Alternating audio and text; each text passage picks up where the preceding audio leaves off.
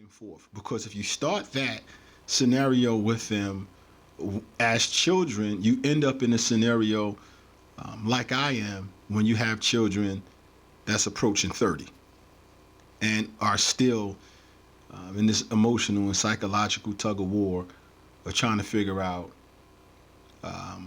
should I have a relationship with my dad, or that might piss my mom off. Well, I'd rather have a relationship with my mom and say screw my dad because well my dad's tough as nails and he's he can handle it. You know when ultimately maybe your dad's not tough as nails. So um, that would be my measure of success. I'm sorry I went around the block a little bit with that, but that would be my measure of success. Having a tight knit family who are able to talk to one another, get through their problems, and ultimately um, understand that family is a very, very, very precious commodity, and something that you should. Modus the one.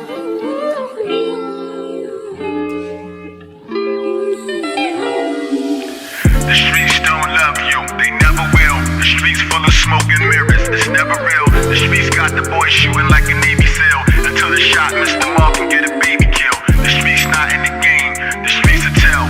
Working people don't hustle with you, the streets will tell. And hope you rot behind bars or die in a cell. Them people want you in the jail, you make their life a living hell. All for your love of the streets, you never getting back. And you gon' die in these streets, and that's that.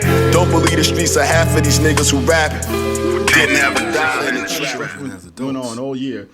No happy birthdays. No happy Father's Day. Um, Nothing. I'm a veteran. No happy Veterans Day. Nothing. I know that sounds kind of corny, but it's not corny because I know that there's other people that exist in those children's lives, those adults' lives. Excuse me, they're not children. They're adults now. There's other people that exist in their lives that are veterans, that I am sure that they say, Happy Veterans Day. Happy Veterans Day to you. There's other people in their lives that they pass and say, Happy Father's Day. They have boyfriends and girlfriends, and they know those people parents. As a matter of fact, two of my children are dating people whose parents was also in the military. And so I know when you seen that father or that mother, you said to them, Happy Veterans Day. I know when you seen them, you said Happy Father's Day or Happy Mother's Day, but yet and still you failed to even pick up a phone and say that to me, or even I think texts are kind of lame, but any kind of communication at this point I would accept, but I don't get that. And before you ask the question, yes, I do send happy birthday texts whether they respond or not. Yes, I do. My daughter is a mother now. Yes, I did send Happy Mother's Day. But to each his own. Like I said before, even with the apology, this is the reason why I just can't outright apologize. There's just a lot of things that needs to be fixed. In a relationship, back to your original question, a relationship is one of them, because at this point now, I don't have a relationship with any of them. I exist sparingly I exist. But I don't think they have much regard for me at this point. So the only thing I can do now is take responsibility for that and try to correct my wrongs as I'm fixing some things in my life. You never know what's going to happen. So I'm just trying to make sure that I'm right. Can the relationship be fixed? Yeah, absolutely. We can. I said it right the first time. Absolutely, we can mend the relationship. But it's going to take a lot of hard work. It's going to take a lot of hard work. And listen, when we did the failed father, I told you that I'm the outsider. Okay, I'm the outsider. When I talk about my children and my ex-wife, I am the outsider. So that's why I say I failed, and that's why I carry so much of this on my shoulder, because if the four of them are all in communications with each other and talking to each other and visiting each other and I'm the only one that's not a part of that, then I must be the problem. I must be the problem. And if I'm not the problem, at least they've made me the problem. So I'm trying to figure out if I'm the problem because I actually am and I did something via my actions, via the way I raised them, or is this me being the problem, a space that exists in their heads because they created it? So I got to figure that out too before we get to fix the relationship, before the apologies are made and accepted. And so this is what I would say individually. Well,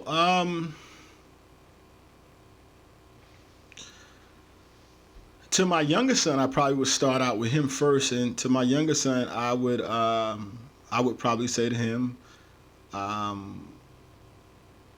I thought we would have had it fixed, you know, by the time he made it to high school and things like that. I thought we would have had it fixed because we had the opportunity. You know, we you know when we split ways, my youngest son was 8, and so you know even if it would have been rough for 3 or 4 years, which is not a short amount of time in a child's life. But if it would have been rocky for a couple of years with him, but we'd have got it together and figured out how to coexist in communication lines, and a lot of things would have been better. I think the remainder of his, preteen and teenage years would have been a lot better. You roll that into my daughter, who's, 3 years older than him. The latter part of her teenage years, I don't think they were bad. I don't think. Again, you would have to ask them. I don't think my kids' lives were bad, but I'm just talking about the discontent that was going on within the family when I speak to making their lives better. So I just want to be clear about that. So I think, things would have been a little bit better with her. And then, my older son was already out of the house or on his way out of the house 3 or 4 years into the divorce. So with him, it would have needed to start earlier. But for my youngest son, I would have said I wish we would have got it together, because at the end of the day, he was the one who actually suffered the most, because from being the youngest, he was in the system and being drugging back and forth, and a lot of stuff he doesn't even know that he was caught up in. But I would say to him that I'm sorry for not getting it together sooner. For my daughter, I would just say to her,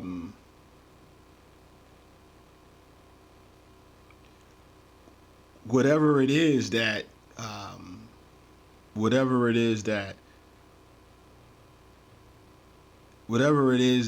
I did that put us in this space where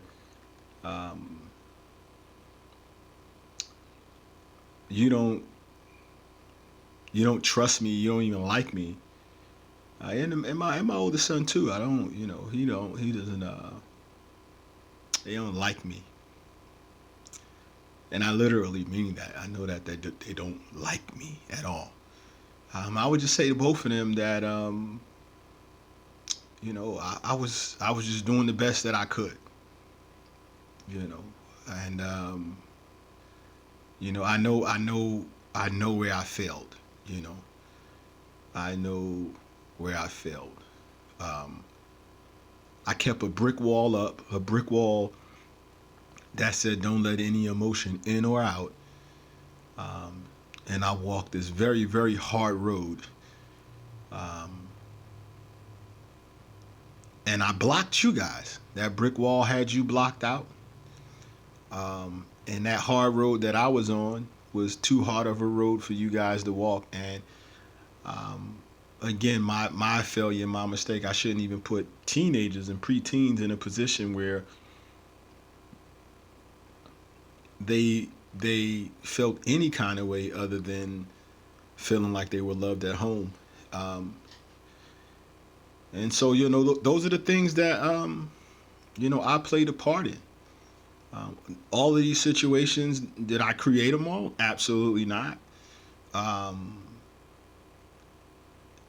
But, you know, again, you know, you play the hand that you're dealt. You know, you play the hand that you're dealt. And I just wish that they could understand that I was doing the best I can. I was playing the hand that I was dealt. And I did not want any of us to be in this type of situation. And I would sincerely apologize to them for my actions and not having more clarity on how I was going to maneuver through the things that were happening. Yeah. What could I change right now? But it's nothing I can do to change things right now at the moment. I mean, timing is everything. Timing is everything. And the only thing I can do to change things right now is to continue to do what I'm doing now. You know what I mean? Keep my distance. Listen, apparently nobody wants me in their life, right? So that's why I'm keeping my distance. It's not like I'm the one who's being inaccessible, and I try to access them as well, but I'm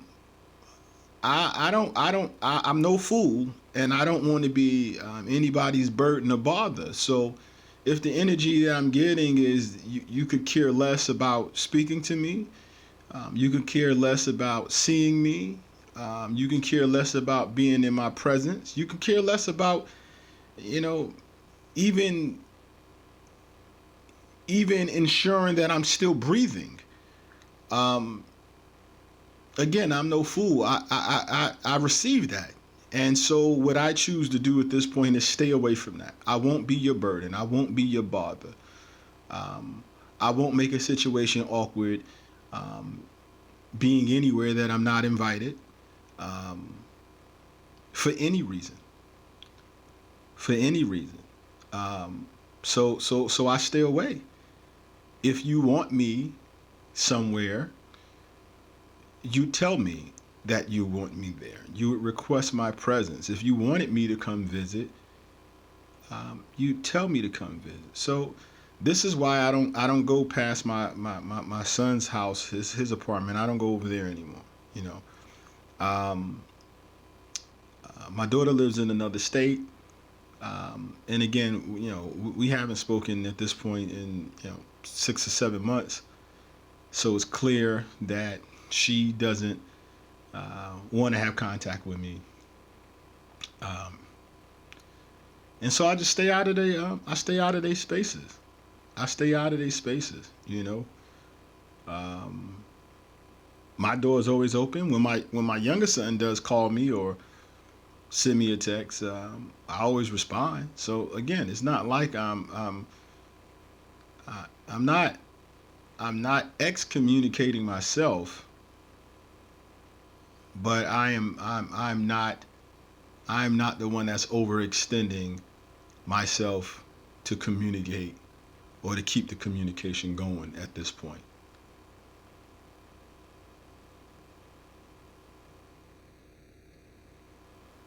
How could you have been a better father? Well, I could have been better if I know what I was doing. 13. I could have been better. I could have been better if I knew what I was doing. I didn't know what I was doing. I was winging it. I didn't know how to be a father. I was 19 when my ex-wife was pregnant with my son. We were kids. 19 and 18 years old.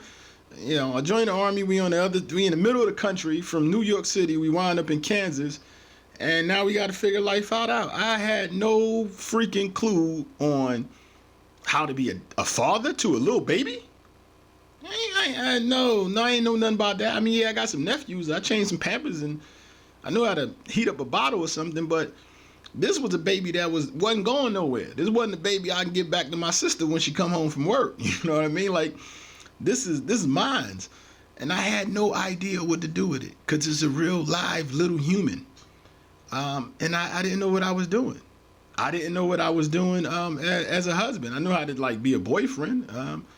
That's because, you know, I see you every day or every other day for a couple hours, and, you know, we talk and we hug and, oh, it was nice, it's my girlfriend, and, you know, we go out on a date here and there.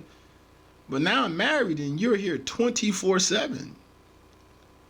And you got this baby. So I got to figure out, oh man, the dynamics of this relationship done changed tremendously. You're here all the time and you're not going anywhere. We can't talk about the same things we used to talk about. All right? Because you're here, you know everything that's happened. I don't have a story for you now. I don't have a story when I haven't seen you in 2-3 days. Let me tell you what happened. No, you've been here, right? So we had to figure that out. You know, we're not kids, and what stories and things, what information do we have to change when we're in the middle of the country, we're 1,400 miles away from where we're from, and we don't know anyone. So it was really, really different. So how could I have been better? If I knew what I was doing back then, if I knew what I was doing, I could have been better. I was freestyling. Anything that seemed like a good idea, okay, let's try this. Let's try it and make it work. If it was feasible, it wasn't dangerous, you know, let's try this and make it work, you know. So if I knew what I was doing as a husband, and if I knew what I was doing as a father, I could have been better. Providing material versus providing nurturing are two different aspects. I knew how to get up and go to work and provide the material things that we needed, you know, the tangible things that we needed. But I didn't know anything about the emotional and the nurturing side. I mean, I was only 19, you know, and she was only 18, so I don't think she may have known much about that stuff either.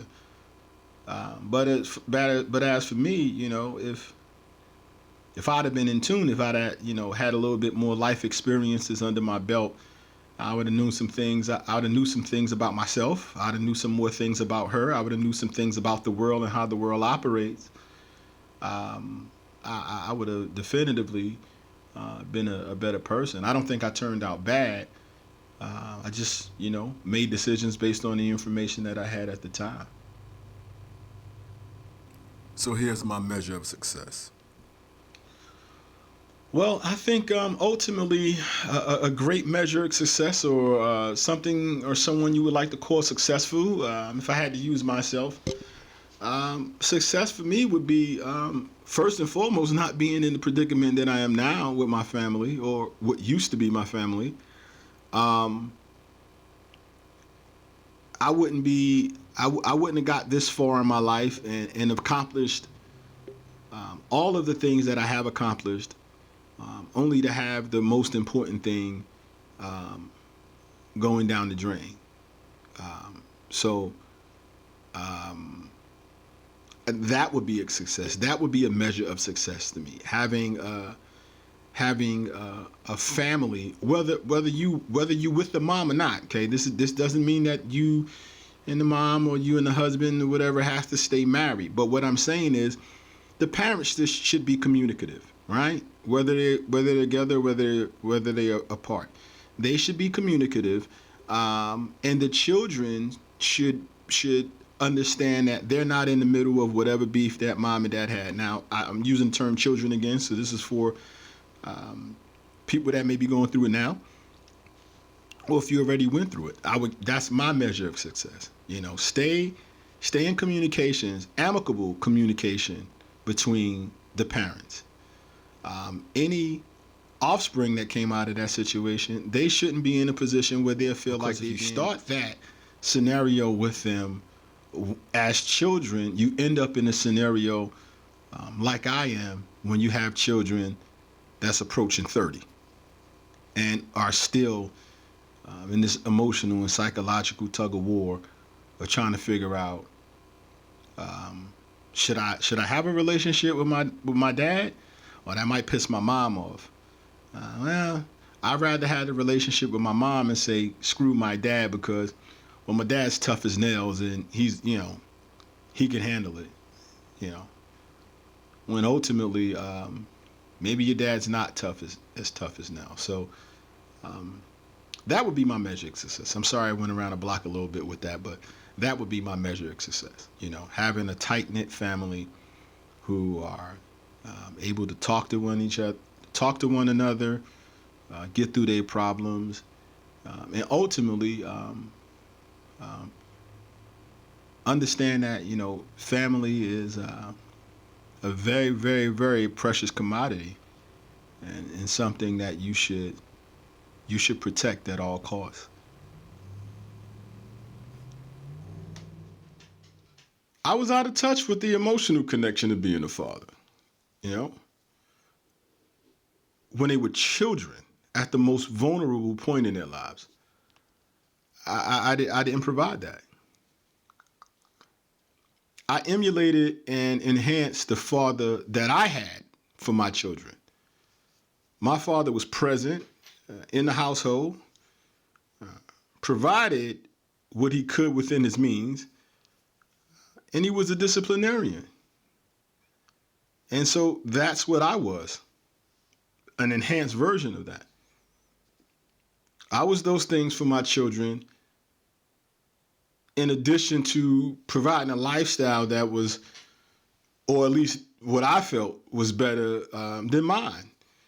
And I attempted to facilitate that through experiences so that they could have memories, so that they can enjoy their childhoods, so that our lifestyle that we had created would be the norm for them, and they would potentially create an even better lifestyle for themselves and their future families as adults. What I failed to do was the same things my father had failed to do, unfortunately. I wasn't a communicator on their level, on the child's level. And I think that's important that we do that we don't talk to our children like they're adults, that we need to be able to communicate with our children on their level. They don't have to come to ours.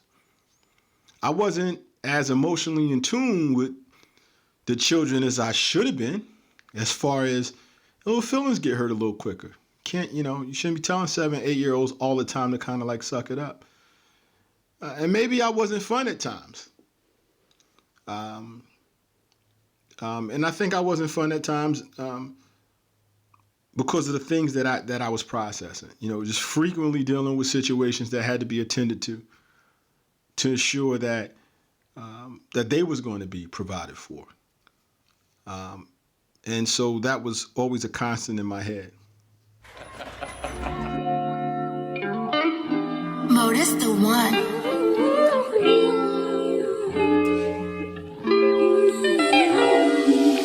The streets don't love you, they never will. The streets full of smoke and mirrors, it's never real. The streets got the boys shooting like a Navy SEAL, until the shot missed the mark and get a baby kill. The streets not in the game, the streets will tell. Working people don't hustle with you, the streets will tell. And hope you rot behind bars or die in a cell. Them people want you in the jail, you make their life a living hell. All for your love of the streets, you never getting back. And you gonna die in these streets, and that's that. Don't believe the streets are half of these niggas who rap didn't have a dollar in the trap.